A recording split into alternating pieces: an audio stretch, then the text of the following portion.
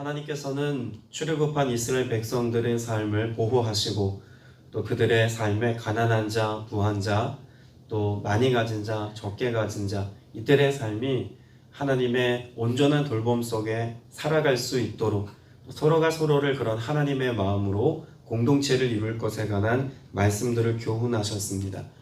10가지 계명을 말씀하셨지만 그 10가지 계명 자체가 하나하나 갖는 의미도 물론 중요합니다. 그러나 우리는 그 안에 하나님께서 어떤 의도와 목적을 가지고 이런 계명을 실천케 하셨는지를 눈여겨보는 것도 매우 중요하겠죠.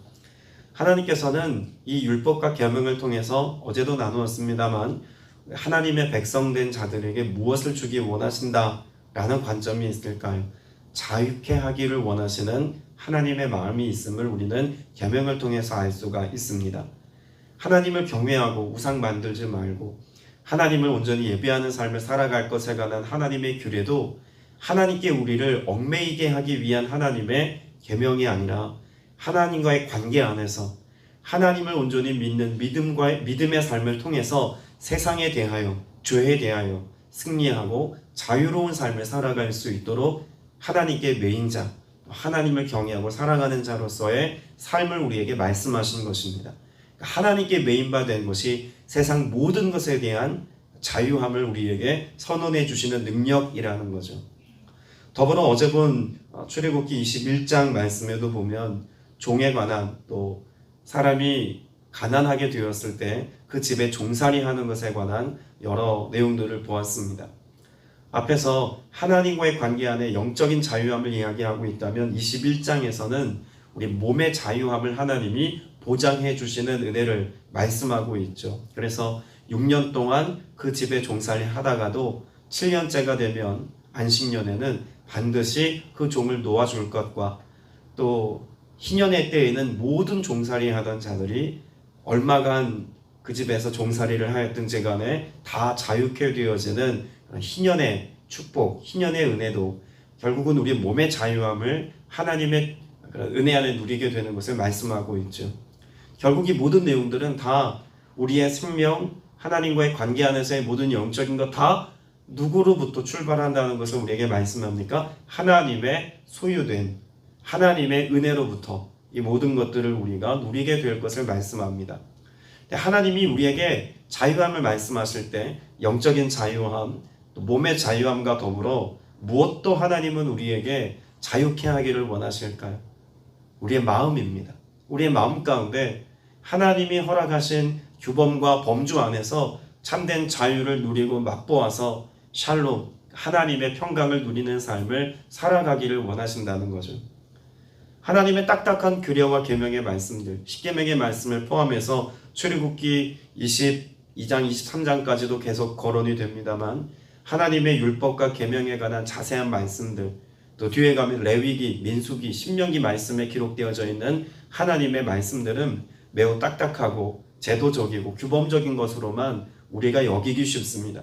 그러나 우리가 그 모든 것 안에 담겨져 있는 하나님의 마음과 하나님의 성품, 또 우리를 향한 하나님의 자유케 하기를 원하시는 하나님의 배려와 최소한의 하나님의 사랑의 그런 한계치들을 우리가 본다면 얼마나 우리를 향한 하나님의 긍휼과 돌보심이 세밀하고 섬세한지를 우리는 잘 알 수가 있습니다. 22장을 우리가 읽었는데 22장서부터는 그런 마음의 자유케 하심의 은혜를 구체적으로 말씀하고 있다고 볼 수 있는데 그렇다고 해서 꼭 22장부터 경계가 명확한 건 아닙니다. 그 단적인 예를 21장에서도 볼 수 있는데요. 21장의 말씀을 먼저 보고 22장을 보겠습니다. 21장 35절 36절입니다. 21장 35절 36절 같이 읽습니다. 이 사람의 소가 저 사람의 소를 받아 죽이면 살아있는 소를 팔아 그 값을 반으로 나누고 또한 죽은 것도 반으로 나누려니와 그 소가 본래 받는 버릇이 있는 줄을 알고도 그 임자가 단속하지 아니하였으면 그는 소를 갚을 것이며 죽은 것은 그가 차지할지니라. 하나님이 이런 자세한 소에 관한 규정을 말씀하고 있는 것은 무엇 때문일까요? 여러분이 35절과 36절에 현격한 차이가 보이십니까? 내가 소를 키우고 있는데 내 소가 다른 소를 들이받을 수 있는 거는 내가 어떻게 할 수 있는 일이 아니에요. 우연히 일어날 수도 있고 또 실수와 사고로 일어날 수 있는 일입니다. 이것에 대해서는 하나님이 어떻게 배상하도록 명령하셨습니까? 들이받은 소 이것도 팔아서 그 값의 절반을 나누고 들이받아 죽은 소 이것도 값을 지불하고 팔아서 반반씩 나누도록 하나님이 말씀합니다. 그러니까 의도치 않은 잘못에 대해서는 서로가 용납하고 샬롬할 수 있도록 반반씩 나누어 갖는 것을 규약으로 말씀하고 계신 거죠. 그런데 36절은 좀 분위기가 다릅니다. 어떤 점에서 그럴까요? 들이받는 버릇이 있는 줄 아는 어떤 소를 주인이 알고도 단속하지 않았을 때 이것은 누구의 책임으로 하나님이 묻겠다는 것입니까? 그 나쁜 버릇을 가지고 있는 소의 주인이 단속하지 않았으니 이것에 대한 책임을 그 주인에게 더 묻겠다는 것입니다. 그래서 그 소의 값을 갚게 하는 거죠. 내 소를 팔아서 반반 나누는 게 아니라 원래 그가 가지고 있었던 값의 가치대로 받게 하고 심지어 죽은 것은 그가 차지하도록 이렇게 또 말씀합니다. 그러니까 의도한 것에 대한 또 뭔가 실수가 일어날 것에 대한 것을 미리 알고도 조치하지 않은 것을 하나님이 더 엄격하게 다룬다는 거죠. 고의적인 부분이 있다는 이야기입니다. 그래서 뒤에 나오는 22장도 결국은 그런 고의적이거나 혹은 그 의도가 그 마음에서부터 나쁨이 나타나는 어떤 그런 현상들에 관해서는 더 많은 무거운 짐을 지게 하는 내용들이 있습니다. 자, 22장 1절에 보면 사람이 소나 양을 도둑질하여 라고 말합니다. 도둑질에 관한 말씀이죠. 분명 겉으로 드러나는 건 도둑질입니다만 이 배상의 관계 안에서 하나님의 마음과 하나님의 뜻이 드러나죠. 자, 도둑질하였는데 그 결과가 뭐냐면 잡거나 팔면이라고 말합니다. 잡거나 팔면 배상을 소는 5마리, 양은 4마리로 갚고 또 이에 대해서 다른 형태를 또 말합니다. 4절에 보면 도둑질한 것이 살아 그의 손에 있으면 소나 낙이나 양을 막론하고 갑절을 배상할 것이니라. 도둑질을 어떻게 볼까요? 이걸 충동적이냐 고의적이냐 이걸 가지고 다르게 배상하도록 하나님이 말씀합니다. 도둑질 그 자체는 아무리 충동적이어도 나쁜 거죠. 때문에 그것에 대해서 갑절을 배상하도록 하는 하나님의 보상법이 있습니다.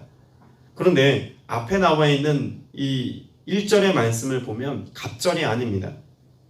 소는 5마리, 양은 4마리로 갚게 되어져 있는데 왜 그랬을까요? 일단은 잡거나 팔았다라고 하는 것을 은닉 혹은 의도적으로 그것을 내 이익으로 삼고자 하는 악함에서부터 비롯된 도둑질로 규정하는 겁니다. 사실 도둑질이라고 하는 것에 관해서 성경이 가지고 있는 하나의 관점 중에 일부가 무엇이냐면 가난하여서 결핍되어서 내 삶에 더 이상 어떤 노동력을 발휘하지 못해서 충동적으로 벌이는 그런 도둑질에 관해서는 하나님이 2배의 배상을 말씀하고 있는 겁니다. 그런데 앞에 나와 있는 1절은 의도적이라는 거죠. 이걸 잡거나 잡았다는 거 죽여서 먹었거나 혹은 감추었거나 이런 의도인 것이고 팔았다면 그 다른 사람의 이익을 나의 이익으로 소유하려고 하는 욕심에서부터 의도된 그런 죄악으로 규정하고 있는 겁니다. 그러면 하나님께서 도둑질이라고 하는 행위도 물론 판단하시지만 그 도둑질이라고 하는 판단 이면에 무엇을 다루고 계신 걸까요? 마음의 의도를 다루고 계신 겁니다. 인간의 마음이 심히 부패했고 가증하여서 악함으로 남의 것을 탐내고 도둑질하려고 하는 본성이 있다는 것을 아십니다. 그래서 2배로 배상하여서 이것을 하지 못하도록 하나님이 제한하셨지만 그 악함이 점점점 더 커져서 악한 의도를 가지고 다른 사람의 것을 팔아치우는 행위를 하지 못하도록 하나님이 말씀한 겁니다.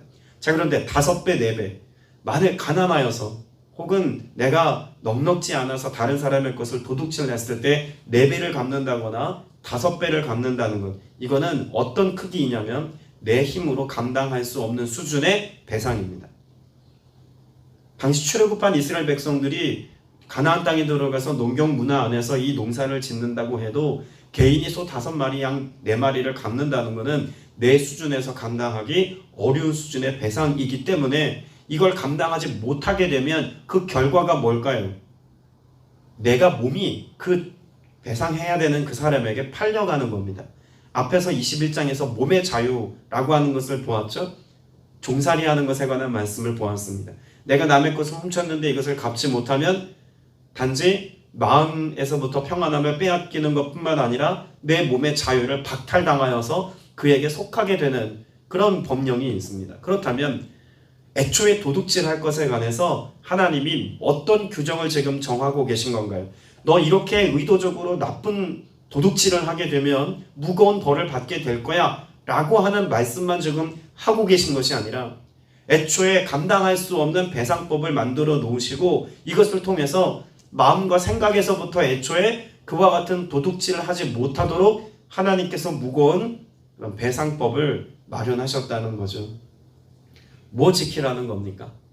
우리 인간의 내면에 악함을 가지고 그 생각과 마음에서 도둑질하려는 생각부터 끊어낼 것을 하나님이 말씀하고 계시다는 것을 이 말씀을 통해서 알 수가 있는 거죠.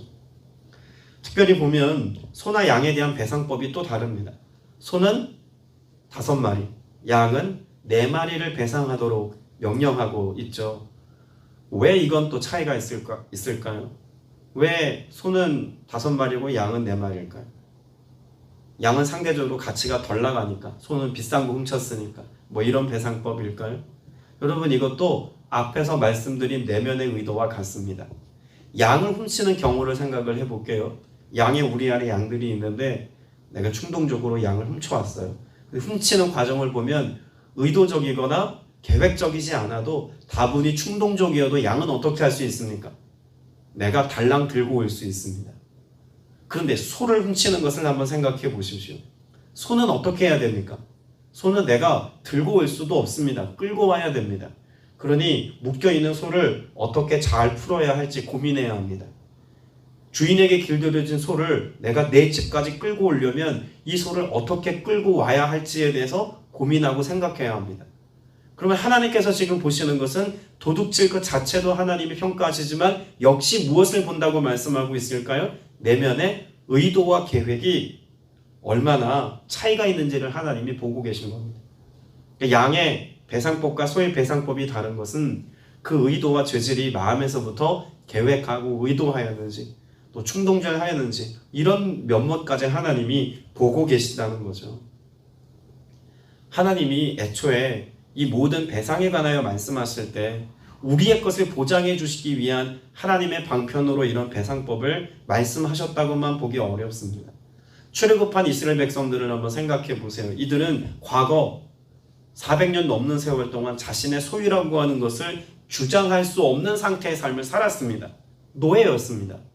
당연히 그들의 소유라고 주장할 게 없는 상태에서 그들이 지금 소유 혹은 자신들이 기르고 데리고 있는 가축의 소유권 이것을 주장한다는 것은 어떻게 받은 걸까요? 은혜로 받은 겁니다.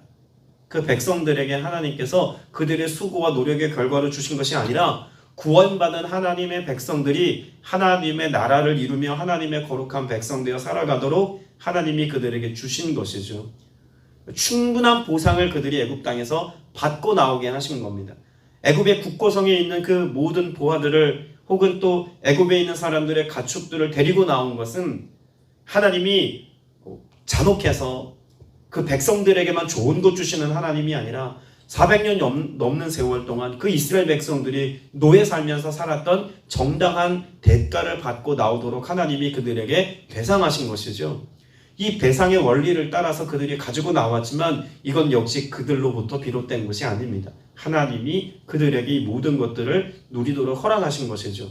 그럼 애초에 그 모든 소유권이 그들의 것이기 이전에 누구 것이었습니까? 하나님의 것이었다는 것입니다. 그래서 이 배상법이라고 하는 것도 내 거를 가지고 누가 도둑질했다는 개념이라고 하는 것으로 보기 이전에 하나님의 것을 혹은 하나님이 맡겨주신 것을 하나님의 방법으로 지금 계산하여 다루고 계시다라고 하는 관점을 가지고 봐야 합니다. 자, 신명기 말씀을 볼 텐데요. 신명기 23장입니다. 24절, 25절 말씀을 보겠습니다. 신명기 23장 24절, 25절 같이 읽어봅니다. 시작. 내 이웃의 포도원에 들어갈 때에는 마음대로 그 포도를 배불리 먹어도 되느니라. 그러나 그릇에 담지는 말 것이요. 내 이웃의 곡식밭에 들어갈 때에는 내가 손으로 그 이삭을 따도 되느니라. 그러나 내 이웃의 곡식밭에 낫을 대지는 말지니라. 여러분, 내 건데, 내 포도원에 내가 농사지은 내 포도밭인데 누군가 시장하여서 배가 고파서 이 시장길을 해결하기 위해 내 포도밭에 들어가서 포도를 따먹는 것은 지금의 현행법으로 보자면 이건 절도죄에 해당됩니다. 하나님은 그렇게 말씀하고 계시지 않아요. 적어도 고대 이스라엘 하나님의 백성들을 통치하시고 다스리시는 하나님의 법령에는 절도죄라고 말하지 않습니까? 우리의 상식적인 수준을 가지고 말하자면 이건 불합리한 하나님의 명령이죠. 왜 하나님이 이렇게 말씀하셨을까? 하나님의 것을 가지고 하나님이 하나님의 규정을 정한 겁니다. 하나님의 규정 안에는 뭐가 있을까요? 하나님의 백성이 공동체 안에서 가난한 이도 있을 것이고 결핍된 이들도 있는데 이들이 농사 지어야 할 것을 소출을 제대로 내지 못했을 때 배고픔의 문제를 해결하기 위해서 궁여지책으로 누군가의 포도밭에 들어가 음식 먹는 것은 하나님이 허용하라고 서로에게 약속하신 것입니다. 어떤 한 사람에게만 그렇게 해야 된다고 규정한 것이 아니라 모든 사람이 이와 같은 하나님의 원칙 안에서 서로가 서로를 품어줄 수 있고 내 것이라 할지라도 이것을 서로 공유할 수 있는 하나님의 법을 만들어 놓으신 거예요. 근데 여기 나쁜 의도를 가지고 있는 경우가 있죠. 포도원에 들어갔는데 내가 배가 고플 때 시장길을 해결하는 정도는 괜찮지만 뭐는 안 된다고 말씀합니까? 그릇에 담지 말라는 거예요. 이삭도 마찬가지입니다. 내가 비벼서 그걸 먹는 건 괜찮지만 그걸 거두지 말라고, 낫을 대서 거두지 말라고 말합니다.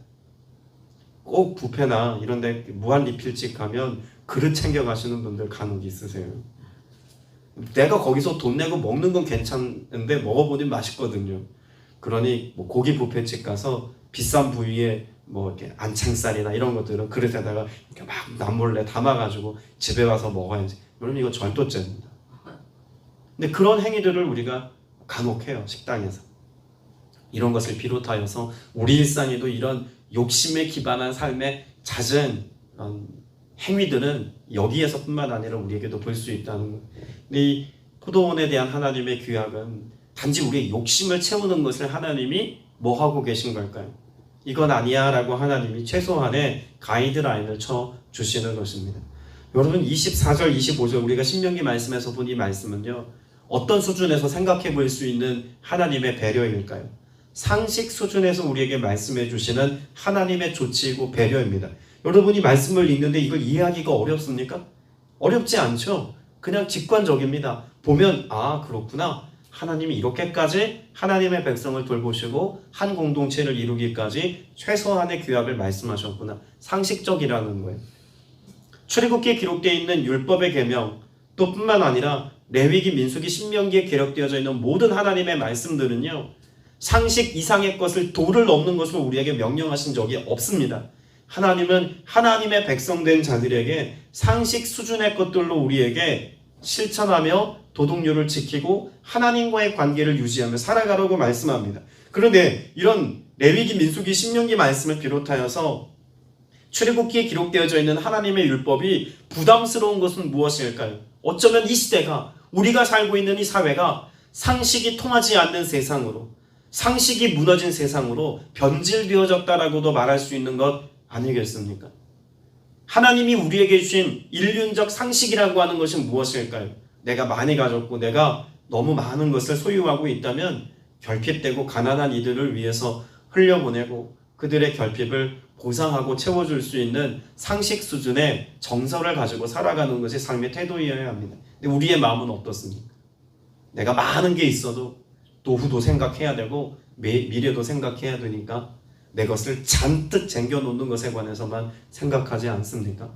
그 죄다라고 규정까지 할 수는 없습니다만 하나님이 우리에게 주신 본성에서부터 많이 벗어난 우리 인간의 원래적인 하나님이 심어놓으신 말씀으로부터, 그 하나님의 마음으로부터 멀어진 그늘진 마음을 가지고 산다고 말할 수 있을 겁니다.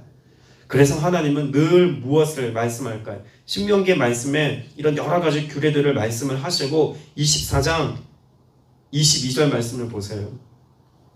21절부터 볼까요? 21절, 22절 보면 내가 내 포도원의 포도를 딴 후에 그 남은 것을 다시 따지 말고 객과 고아와 가부를 위하여 남겨두라. 너는 애굽 땅에서 종되었던 것을 기억하라. 이러므로 내가 내게 이 일을 행하리라 명령하노라. 하나님이 끊임없이 누군가 돌봄이 필요하거나 공동체 안에서 사랑이 공급되어야 될 대상들에 대해서 시선을 떼지 말라고 말씀합니다. 이것이 모든 규례, 모든 기타 규정들을 정의하는 것보다 상위의 정서예요. 하나님이 이런 하나님의 마음을 가지고 법과 제도와 질서를 지키라고 말씀한 거지 제도만 지키면 그만이라는 게 아닙니다. 하나님은 무엇을 감찰하시고 어디를 더 주목해 보십니까? 우리의 마음입니다. 우리의 의도와 생각을 더 하나님께서는 보고 계신다는 거예요. 그리고 우리에게 기억하라고 말씀합니다. 종되었던 것을 기억하라. 하나님의 은혜 이전의 시대를 기억하라. 하나님의 은혜 베푸심의 때를 살아가는 우리가 은혜 이전의 삶에 얼마나 어렵고 힘겨운 삶을 살았는지 너희의 삶을 기억하여서 하나님이 내게 행하시는 이 일들이 오늘 얼마나 감격스러운 일인지를 감사하며 하나님 앞에서 믿음의 행위를 저버리지 말고 살 것을 말씀하고 있는 것입니다. 오늘 저와 여러분이 출애굽기 말씀 이후에 또 레위기, 민수기, 신명기도 계속 우리가 봐나가겠습니다만 말씀을 볼 때 그 하나님의 마음과 하나님이 우리에게 이 계명과 규례들을 주신 의도와 목적을 잘 들여다보면 딱딱한 말씀인 것이 아니라 우리를 사랑하시고 하나님이 택한 그 백성과 공동체를 향한 어떤 하나님의 돌봄과 위로하심과 은혜 베푸심으로 우리를 경영해 가시는지 잘 알 수 있습니다. 하나님은 사랑이십니다. 그 하나님의 사랑의 성품이 오늘 여러분의 삶과 우리가 살아가는 가정과 교회, 공동체를 통해서 드러나게 하는 이 일에 쓰임받는 여러분 다 되시기를 주님의 이름으로 축복합니다. 기도드리겠습니다. 우리의 생명과 우리의 소유와 우리의 삶의 모든 것이 오직 하나님께 있음을 고백합니다. 마치 내가 무언가를 다 잘하여서만 누리고 살아가는 것처럼 생각하는 교만함이나 어리석음이 우리 삶에 자리하지 못하게 하여 주시옵소서. 오직 하나님이 맡겨주신 청지기적인 삶을 잘 살아내어서 하나님의 것을 가지고 하나님의 뜻을 이루며 하나님의 마음에 합한 대로 실천하고 또 결단한 대로 살아갈 수 있는 믿음의 성도들 되게 하여 주옵소서. 성령께서 우리의 삶을 오늘도 선한 길로 복된 길로 하나님을 기쁘시게 하는 삶의 자리로 이끄시고 인도해 주실 것을 믿사오며 살아계신 우리 구주 예수 그리스도 이름으로 간절히 기도드렸사옵나이다. 아멘.